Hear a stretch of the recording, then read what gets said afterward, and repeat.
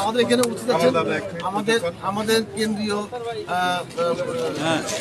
প্রধান সম্পাদক এবং আমাদের লক্ষ্মীপুর জেলা বিএনপির আহ্বায়ক শরীফুদ্দিন আলী ভাই, সাবেক এমপি জননেতা শরীফুদ্দিন আলী ভাই আমাদের পাশে উপস্থিত আছেন এবং কেন্দ্রীয় যুব দলের নিয়ম ভাই সহ আমাদের কামাল দাদা এবং সোহেল এবং জেলা যুব দলের নেতৃবৃন্দ এবং বিভিন্ন থানা থেকে বিভিন্ন ইউনিয়ন থেকে আগত সকল যুব দলের ছবি থেকে আমার জেলা যুব দলের পক্ষ থেকে রক্তিম শুভেচ্ছা এবং ঈদ মোবারক। তো এখানে মূল একটাই কথা এটা বলছি যে আন্দোলন সব প্রস্তুত থাকতে হবে। আন্দোলনের মাধ্যমে আমাদের হঠাৎ দেবো তার জন্য প্রস্তুত শপথ জাতীয় শক্তি মনোবল নিয়ে নামতে হবে। আর মনোবল করবে যে তোরা কোন দেশে যাবি তা দেখবি ইনশাআল্লাহ। এটা বলছে সবাই ফোন দিবে, দম করবে, দেখবে যে